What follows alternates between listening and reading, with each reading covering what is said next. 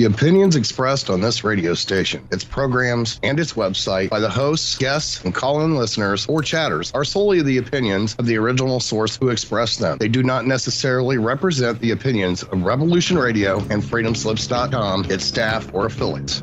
You're listening to Revolution Radio, FreedomSlips.com, 100% listener-supported radio, and now we return you to your host.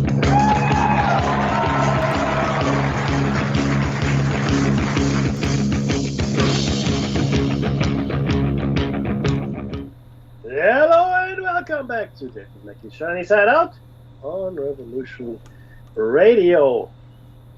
Delighting you with morsels of delectable information, I'm sure. However, important to remember that this is listener-funded radio, so if you can, please donate. If you cannot, that's okay. Please tell people about the station, right? The more people know, the more people listen, the more people donate. It's simple math. And if you can donate, any kind of currency, including crypto, is welcome. So please do either donate or tell people. Thank you so much. Now, as Dave has intimated earlier, we are going to talk about, well, we have spoken about the Kozyrev mirror. I'm still digging around for more information on it, and if I find something that we haven't talked about, something interesting, something game-changing, we will bring it to you here, of course. But we are talking about remote viewing today, and the reason we asked, because, well, the Kozyrev mirror, for all intents and purposes, can be seen as a remote viewing device. And remote viewing, interestingly enough, was both remote viewing, right, meaning viewing at a distance, but there were some instances where remote viewing allowed viewing through time as well. Yeah. And these are the more controversial aspects of this program. And there were programs. There were programs in the United States of America. There were programs in what was then the Soviet Union. I'm sure the Chinese had programs. Indians had programs, but for them, believe it or not, this kind of stuff, especially for India and that part of the world, this is just, next, so what? Yeah, we know about this. Yeah, that can be done. Sure. Done it for thousands of years. So it's really interesting which cultural lens you look at this. As we've said before, in the past, we were always encouraged, not overtly, but subconsciously, to disregard anything coming out of the Eastern Bloc as relevant. It was shown as primitive and authoritarian, nothing was ever achieved there, but bear in mind that they were the ones, as we mentioned before, that put a man into orbit first in modern times, as well as a dog. And in fact, they put the first artificial satellite in modern times into orbit as well, called Sputnik. As you all know, Sputnik. That was a massive shock for the Western world. Massive. Of course, this is on the back of World War II and the abduction of a whole stable full of German scientists, both to the east and to the west. But Dave, why I think we're at history. Am I correct? That is absolutely the truth. Perfect. Why don't you regale us with the history of remote viewing? In early occult and spiritualist literature, remote viewing was known as telesthesia. That'll do. Yes. And travelling clairvoyance. Rosemary Guiley described it as seeing remote or hidden objects clairvoyantly with the inner eye or in alleged out-of-body travel. The study of psychic phenomena by major scientists started in the mid-19th century. Early researchers included Michael Faraday, Alfred Russel Wallace, Rufus Osgood Mason, and William Crookes. Their work predominantly involved carrying out focused experimental tests on specific individuals who were thought to be psychically gifted. I'll fix that in post. Reports of apparently successful tests were met with much skepticism from the scientific community. Of course, that's healthy. To be skeptical, to examine and research. In the 1930s, J.B. Rhine expanded the study of paranormal performance into larger populations by using standard experimental protocols with unselected human subjects. But, as with earlier studies, Rhine was reluctant to publicise this work too early because of the fear of criticism from mainstream scientists. This continuing skepticism, with its consequences for peer review and research funding, ensured that paranormal studies remained a fringe area of scientific exploration. However, by the 1960s, the prevailing counterculture attitudes muted some of the prior hostility.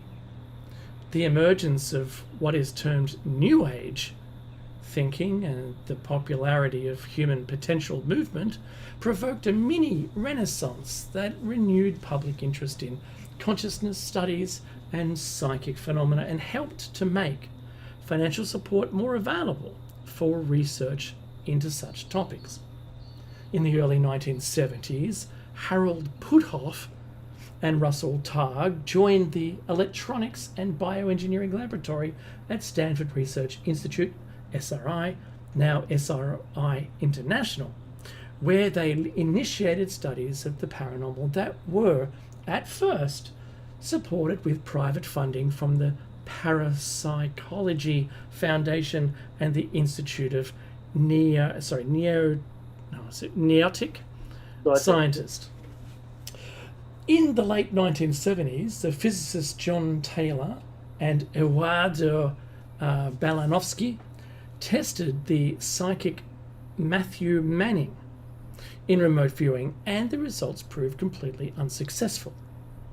One of the early experiments lauded by proponents as having improved the methodology of remote viewing testing and as raising future experimental standards was criticized as leaking information to the participants by inadvertently leaving clues.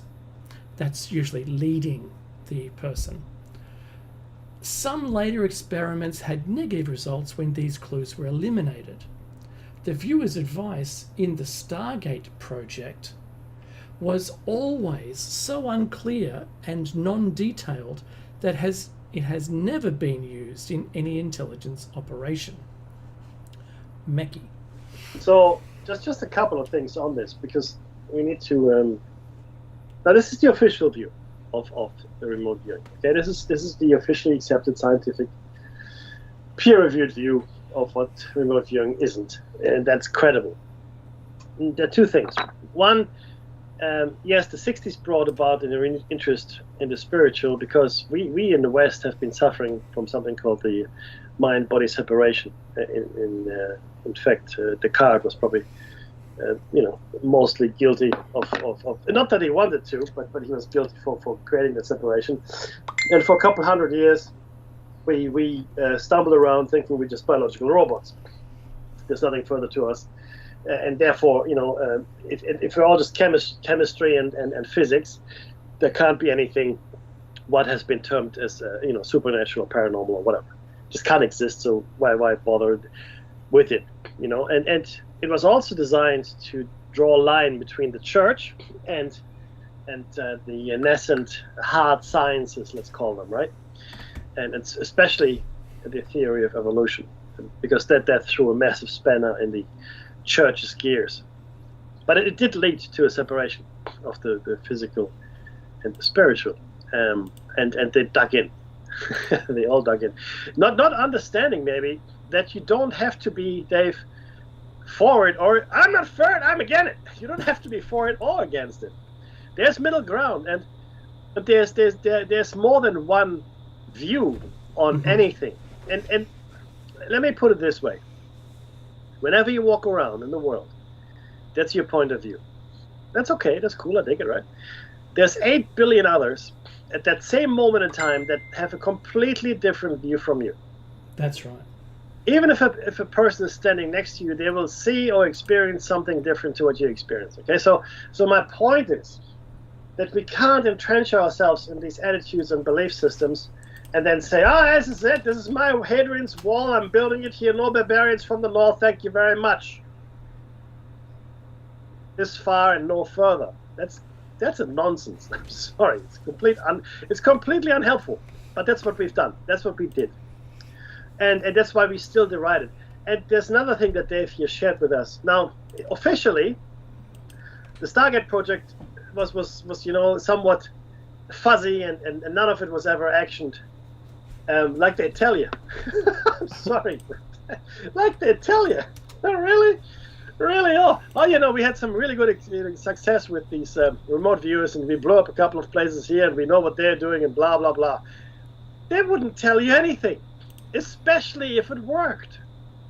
Now, let's be very clear here. And I've been watching a lot of real or true crime documentaries recently, right? I don't know why I just did. I guess because they're just on when I'm awake. And they have nothing to do with the supernatural. These are just true crime reenactments and so forth, right? That's all there. Of murders, especially murders and serial killers, etc., etc. And you know what struck me? This is in America, Dave. You know what struck me? What? A lot of the smaller police departments, right? Not just the small ones, but those ones specifically, engage the help of psychics. Mm-hmm. That's a thing. You go, no, that's not. It's a thing. I'm telling you, it's a thing. And this is one case, and I think it was in Florida. I don't want to lie, but I think it was in Florida, where there was a serial killer. This is a famous serial killer. He was going around killing women, and the profile. So the FBI was involved, and the profiler said, "Oh, this is a white male in his 30s or 40s, loner, probably living at home, etc., etc." But they said white. He's white. He's white. He's white. And I think one of the sheriff's departments, or maybe even a victim's relative, I can't remember. No, the sheriff's department engaged the help of the psychic, and she got a few things right, and she kept saying, "Oh no, this is an African American man that I'm seeing, killing these women," and she even got a sketch. They made a sketch for the police, but the FBI ignored it because it didn't fit the playbook. The profile, the professional profiler had said, no, it's a white guy, 30s, 40s, etc., etc. Right?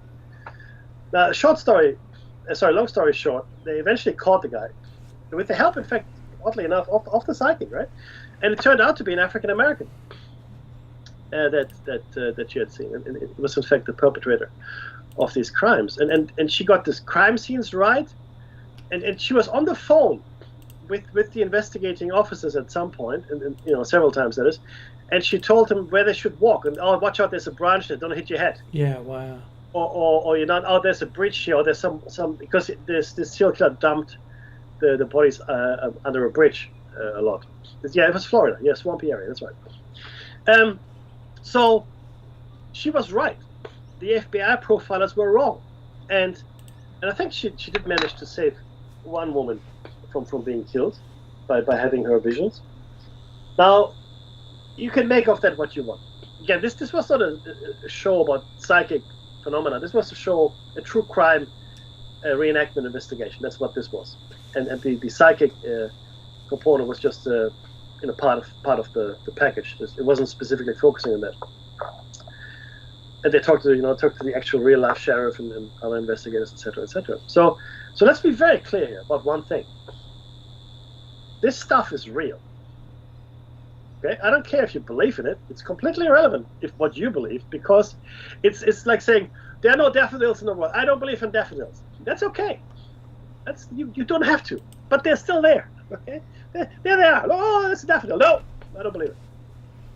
So you can continue to not believe in these psychic phenomena, such as remote viewing and other things. Or you can go, okay, well, fair enough. There's a lot of stuff I don't know, and this is just one of those things. And take it as read that it does exist. I don't know how it works, but clearly there's something here. And neither the United States nor the Soviet Union would have spent a cent or a ruble on this if there wasn't something there, if they couldn't use it somehow for That's their right. military or such purposes, And which they did. Not for 50 years. Yeah, well, not for 50 years. That's right, my friend. So there is something there, and there always has been. And we're just slow in coming to the party, especially in the West. But okay, let's see what else they have to say about this. The decline and the termination eventually of the program. In the early 1990s, the military intelligence board, chaired by Defense Intelligence Agency Chief Harry E. Soyster, appointed Army Colonel William Johnson to manage the remote viewing unit and evaluate its objective usefulness. Now, that's the 1990s. 1990s. This has been going on for a while now, right? Yeah? Okay. So I find this disingenuous at best. Funding dissipated in late 1994 and the program went into decline. The project was transferred out of the DIA to the CIA in 1995. There you go. Okay, so from the Defense Intelligence to Central Intelligence in 1995. It wasn't stopped. Okay, it wasn't stopped. In 1995, the CIA hired the American Institutes for Research, AIR, to perform a retrospective evaluation of the results generated by the Stargate project. The reviewers included Ray Hyman and Jessica Utz. Utz maintained that there had been a statistically significant positive effect, with some subjects scoring 5 to 15% above chance. Hyman argued that Utz's conclusion that ESP had been proven to exist is premature, to say the least. Hyman said the findings had yet to be replicated independently, and that more investigation would be necessary to legitimately claim the existence of paranormal functioning. Based upon both of their studies, which recommended a higher level of critical research and tighter controls, the CIA terminated the $20 million project in 1995. Time magazine stated in 1995 that 3 full-time psychics were still working on a $500,000 a year budget at Fort Meade, Maryland, which would soon be closed. The AIR report, which was the American Institute for Research, if you recall, it concluded that no usable intelligence data was produced in the program. David Gostin of the American Institute for Research said, "There's no documented evidence it had any value to the intelligence community." Yes. Whew. Okay. PAIR's remote perception program. Beginning in the late 1970s, the Princeton Engineering Anomalies Research Lab, PAIR, carried out extensive research on remote viewing. By 1989, it had conducted 336 formal trials, reporting a composite Z-score of 6.355 with a corresponding p-value of 1.04 to the times 10 to the minus 10.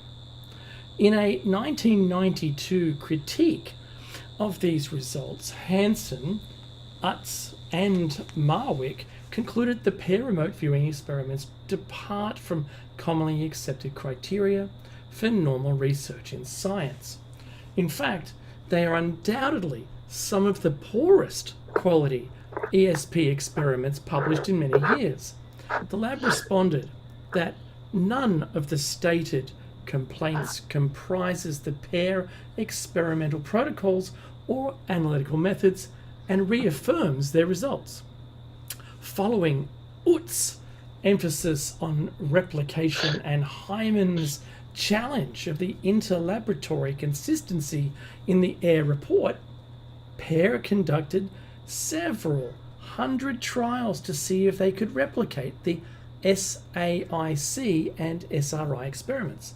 They created an analytical judgment methodology to replace the human judging process that was criticized in the past experiments, and they released a report in 1996. They felt the results of the experiments were consistent with the SRI experiments. However, statistical flaws have been proposed by others in parapsychological community and within the general scientific community. Meki, I'm just a quick aside. It looks like what they attempted to do was debunk the hell out of it. Yeah. Oh, yeah. That's what I'm saying. That's what a shock, right?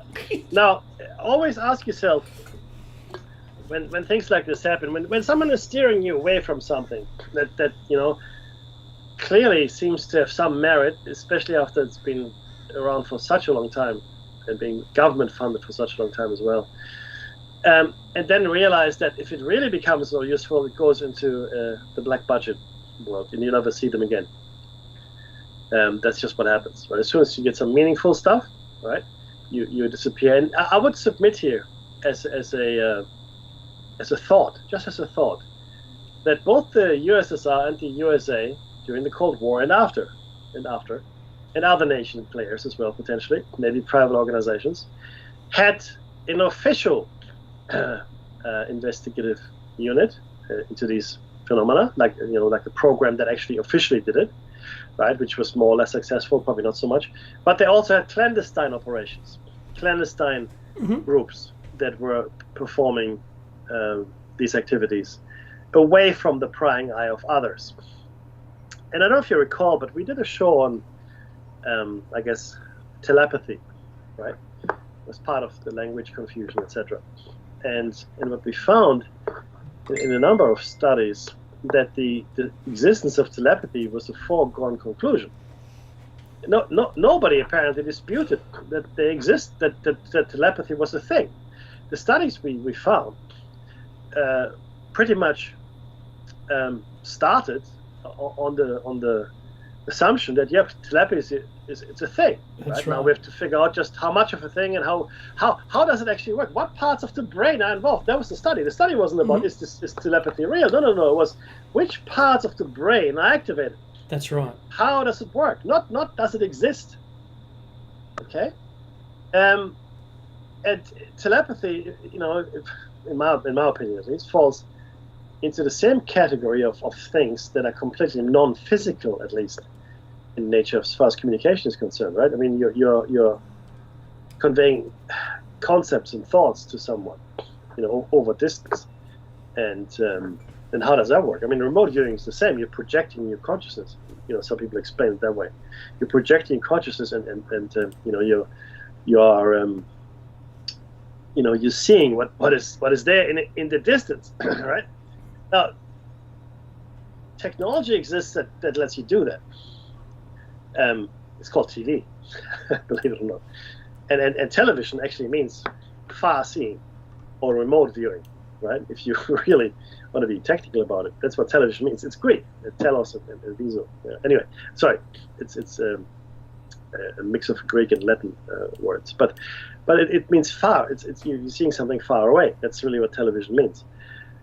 And that's what we're doing here, right? So technically, nobody would argue that we can do this. We have cameras, and they can transmit pictures electronically through the air. And if I asked you how that works, I guarantee you 95% of the population wouldn't have a clue how that actually works. Okay? And your signals, yeah, sure. But the point is, as far as you're concerned, it might as well be magic. Not you specifically. I mean, sure, you have in the world out there, our listeners have some understanding of electronics, etc., and the basic, the basic understanding of frequencies and such and communications. But a lot of people don't. And I find it astounding that people can accept that. They turn on the TV and they see something on the moon, or they see something on these webcams that are live all the time, right? Anywhere in the world, really, right? You can look at something. Or programs, or people singing and dancing, or whatever. But they have a really hard time with humans having that ability natively to be able to see things that are far, far away, right? So it's really, I find this highly surprising that we would have these misgivings about this. Anyway, scientific perception. A variety of scientific studies of remote viewing have been conducted. That's true.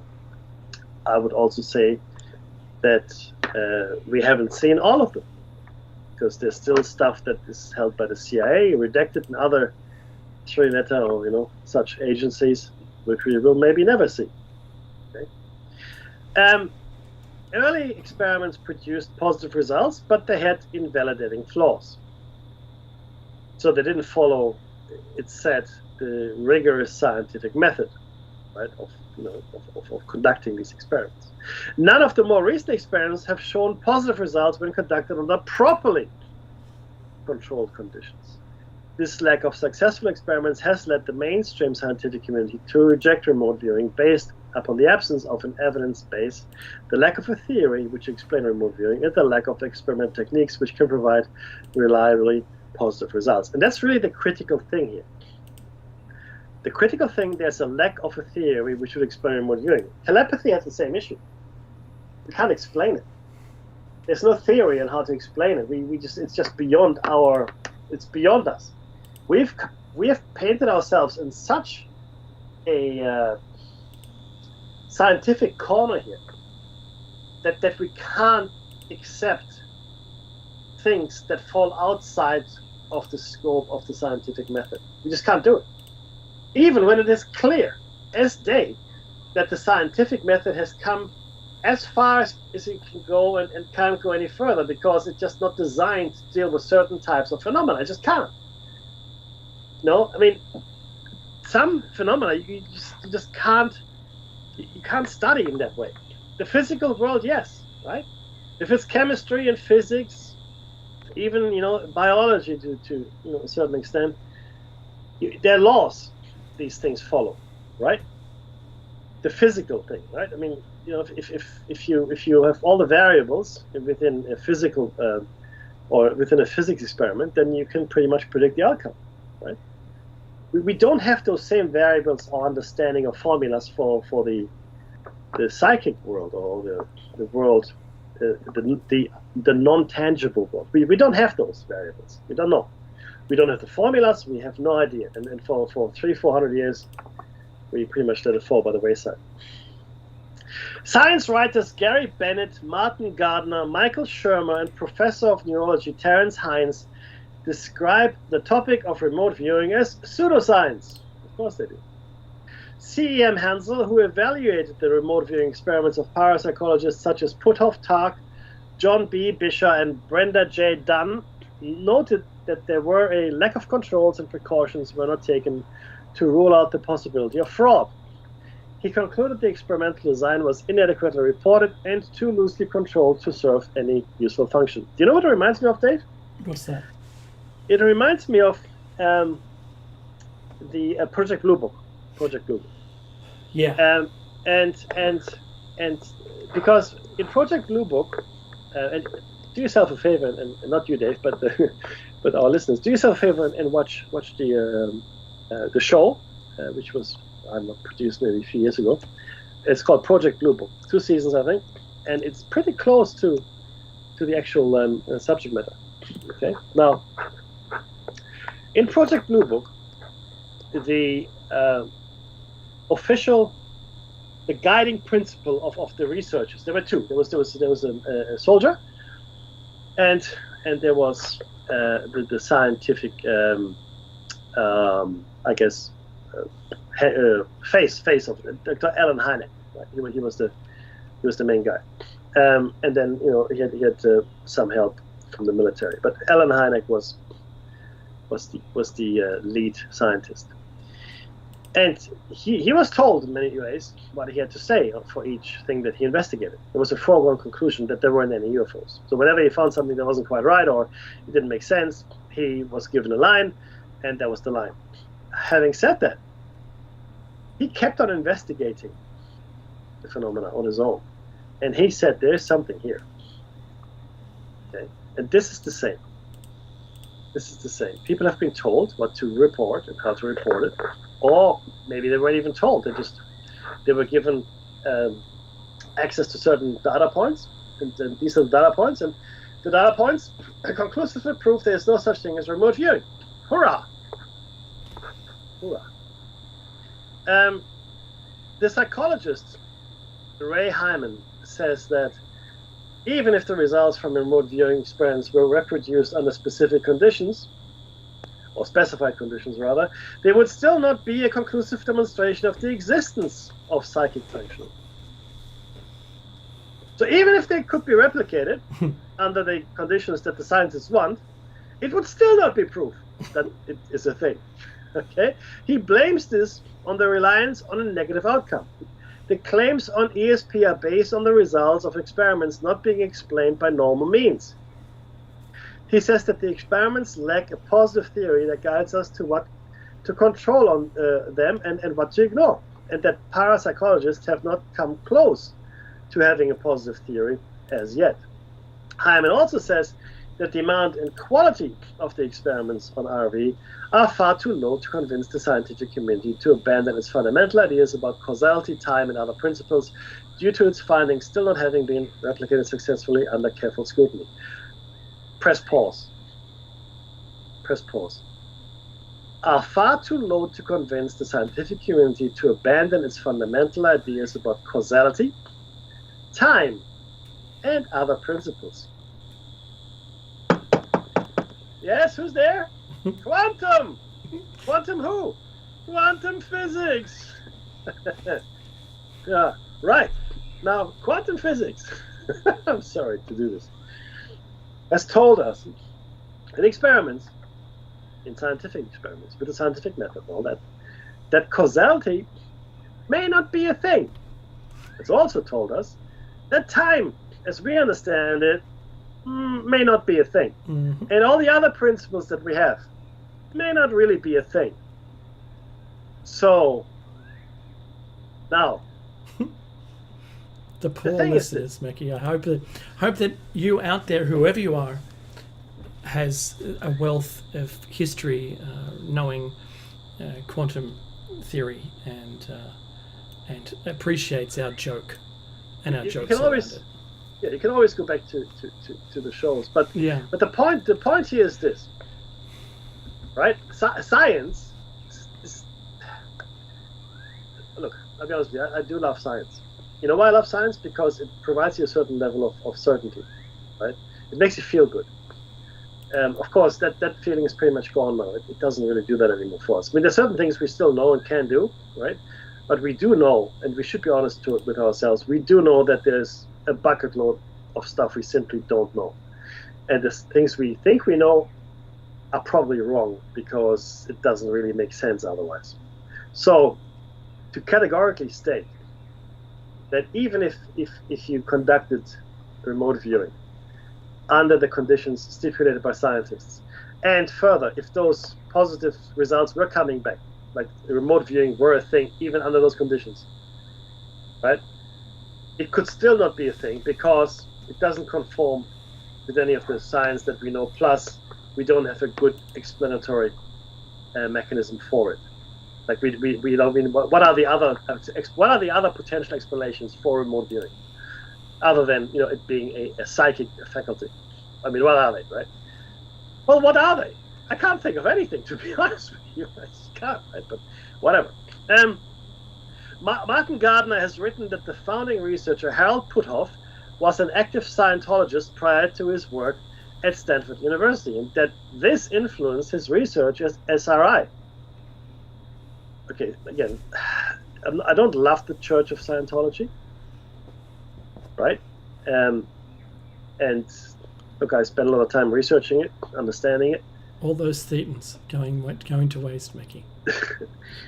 Yeah, but the thing is this: if you're a Catholic or a Muslim, or a Scientologist, or an atheist, or an agnostic, or God forbid, a Baptist, I'm just kidding.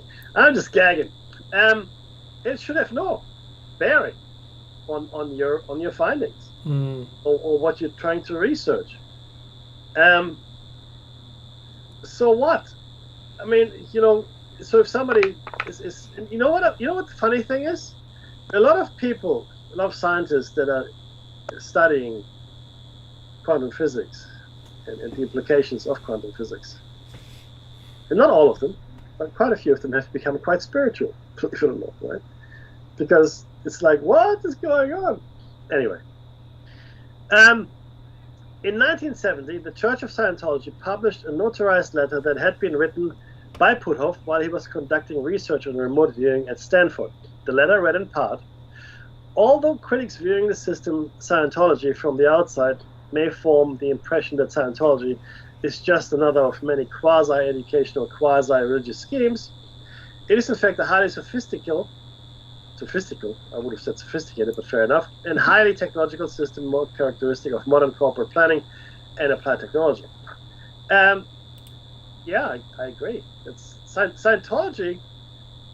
I don't know if you're familiar. We maybe have to have a show on this, but the ultimate aim of Scientology is to get to the state of clear, and clear essentially means that you can't drink, you can't take drugs, you can't conduct. You have to treat your body like a temple. There's a whole bunch of stuff you have to do before you become clear, right? But it's really a cleansing methodology for yourself.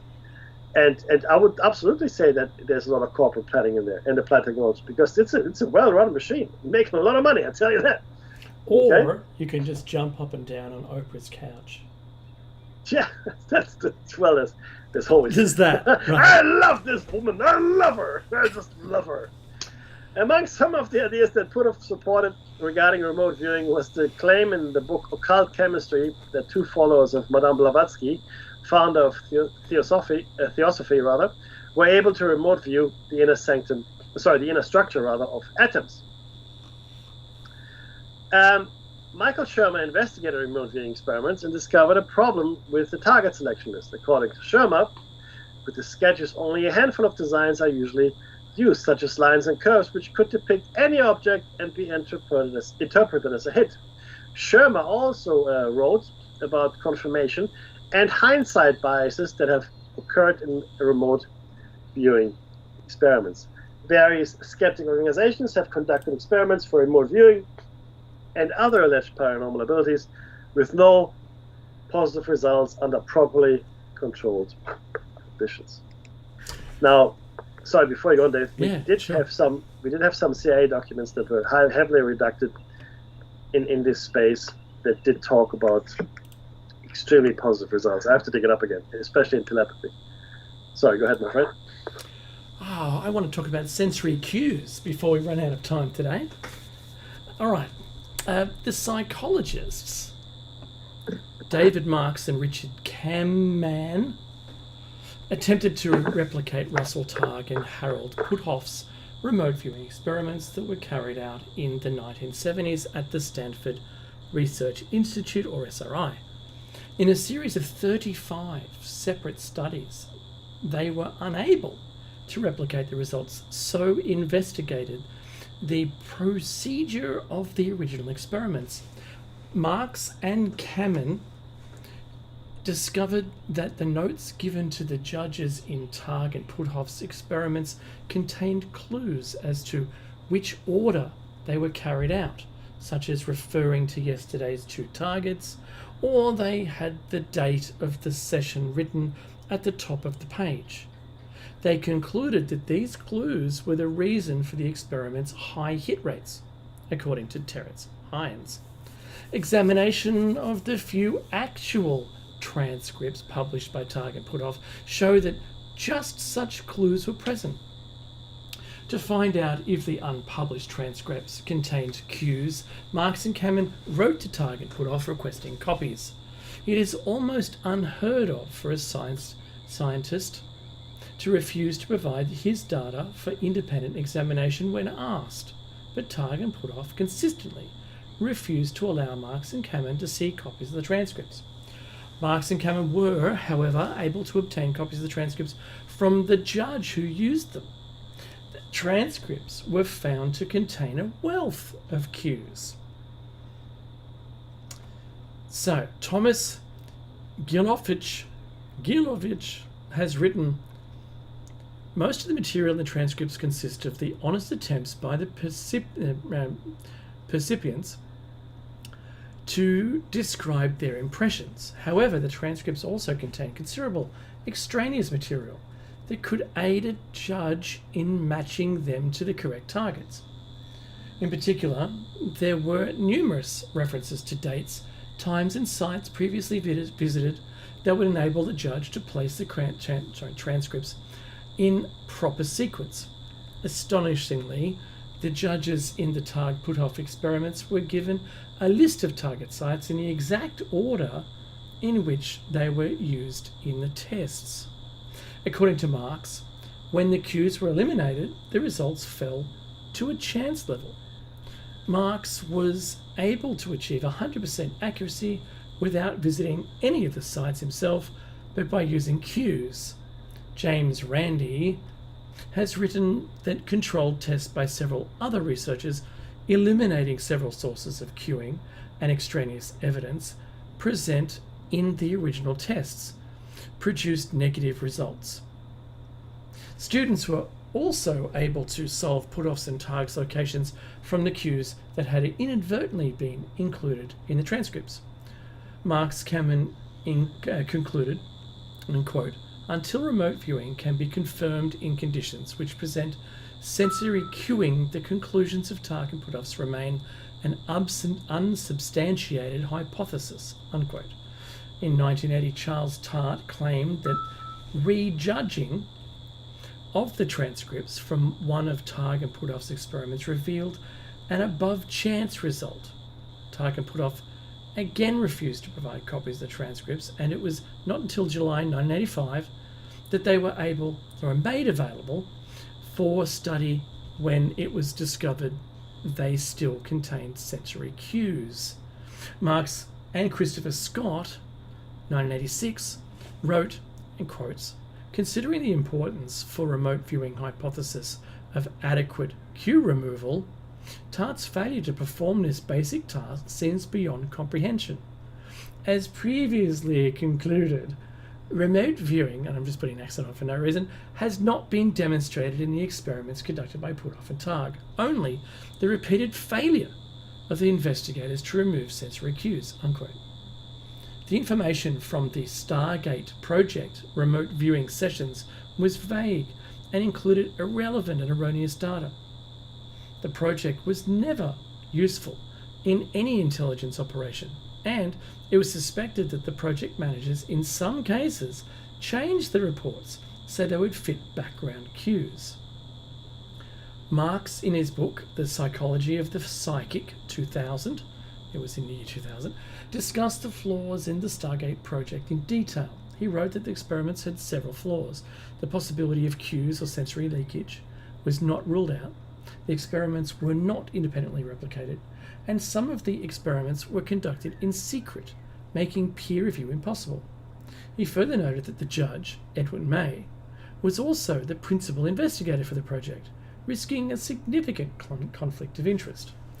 Marx concluded that the project was nothing more than a subjective delusion, unquote, and after 2 decades of research it failed to provide any scientific evidence for remote viewing. Professor Richard Wiseman, a psychologist at the University of Hertfordshire and a fellow of the Committee for Skeptical Inquiry, CSI, no relation to the TV show, has pointed out several problems with one of the early experiments at SAIC, including information leakage. However, he indicated the importance of its process-orientated approach and of its refining of remote viewing methodology, which meant that researchers replicating their work could avoid these problems. Wiseman later insisted that there were multiple opportunities for participants on that experiment to be influenced by inadvertent cues, and that these cues can influence the results when they appear. Mackie. Oh, he's muted. Hello. Sorry, I said to myself, as it turns out, there's a really important point that needs to be made here, which is that not everybody can remote view, I don't think. Okay, do we all have the potential? I think maybe we do. I think some people are more gifted, like some people have an aptitude for gymnastics or the piano or high rope acrobatics. Yeah, running fast or hitting objects or something. Yeah. Something, but we're all differently able. right? And it's the same, I believe, with this.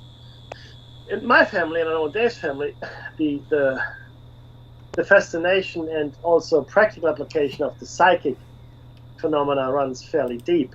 And I myself, for many years, did the tarot with astonishing and frightening success, so much so, in fact, that I stopped doing it.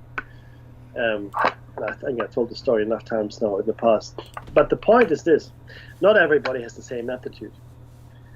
So this is not about, it's not only about the participants in these, it's only about the process and methodology of these experiments, right? But rather who are the subjects, right? This is not someone trying to test drive a car, right? Anybody can test drive a car, yep. Right?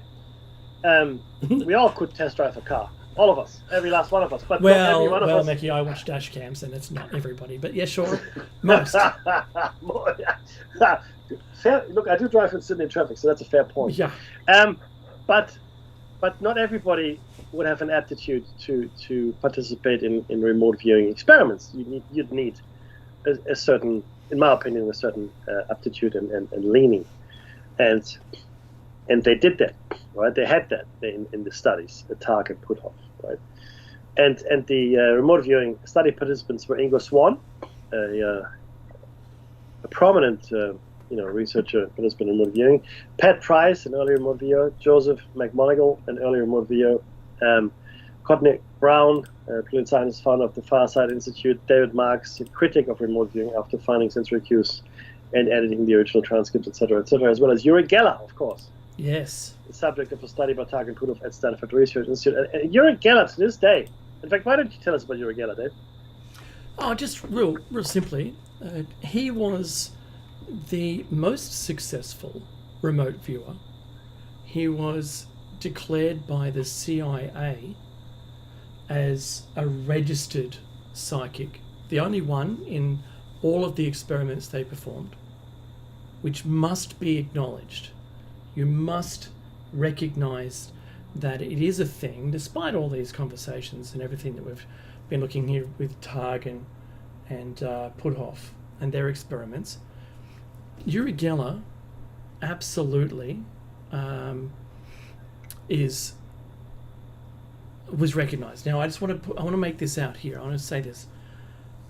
When Uri Geller left the confines, he was on a road show around the world trying to announce himself as that and having that skill. And he was ridiculed and put down and made a laughing stock and retired away. He ended up making a website, there's a spoon inside a cabinet, and if you can bend the spoon, not even knowing where on the planet it is, if you can bend it, he'll give you $1 million. No. And I don't think he's given that away, right? As yet. I think the spoon was still intact last time I saw it. So look, it is real. He is real. He was the top of the list. He is known and is in the CIA papers website. You can see all of it there. And it's surprising how quickly they can destroy your character if you come out about it. And that's disappointing. It is, but not surprising. Not surprising at all, no. I agree with you. It is disappointing. But you have to also understand, this is my opinion only, I think that people are being discouraged from going further into detail. Of course. These things, right? Because it is something that seems to work. And whenever something like that happens, it is usually taken underground. If it actually works, you will hear some initial stuff, and then maybe, like I said, there'll be there'll be a whooshing sound, and then it disappears. And then there may still be some kind of Mummenschanz, some kind of group that still does it in public view, but not very successfully. So that's correct. Disregard. So it's just a little red herring. So the discouragement is real. There's this story we've related to you in the past where a friend of ours who was working for A company. a company in Australia in the scientific area. Yes. And the people on one floor, scientists were working on ground penetrating radar. That's what they were doing, right? This was years ago, many years ago, probably in the 2000s, I want to say. And they had this breakthrough, right? And our friend was Let's just say whatever it was, right? Whatever it was, they had a breakthrough. Yeah. And the next day, they were no longer there. Yeah, the team, the lab equipment, all gone. Gone. Right. Look, Mickey, I'm gonna put this. I'm gonna make it'll make it easy. So, if you have a child that plays football, in whatever conference it is, whether it's a round ball or an oblong ball, whether it's in America or Australia, it doesn't matter. Any other country for that matter. But I'm aware of what happens in this country and others. And that is, there are, you may as well call them sports spotters, talent spotters, if you will. Oh yes, of course. That watch children's sport for up-and-coming people. They actually take notes. They know their names, their age, they know the games they played. They'll record what their successes are. So how many forward yards or throwing yards if it's American football, all of those things. How many good tackles they made. They'll keep at that score, and they'll hunt them down when they're the right age to be able to sign them up. Because someone who's naturally gifted, and it's usually the natural gifted ones, not the ones who had to work really hard for it, the naturally gifted ones will shine. They'll rise to the top. They don't have to do very much. In fact, it's almost laughable that they can be so good in amongst everyone who's trying really hard. And those people are gifted and they end up with scholarships or roles in the A-League, whatever the game is. Mm-hmm. Exactly the same as that. Yes. There are programs watching every single research project there is. When something gets close to discovery, the eyes focus in. The intel is being collected. As soon as there's a discovery or something remarkable, whoosh, it's gone. It becomes part of some military project or other third-party, what do we call it, Mickey? The military-industrial complex. Yes.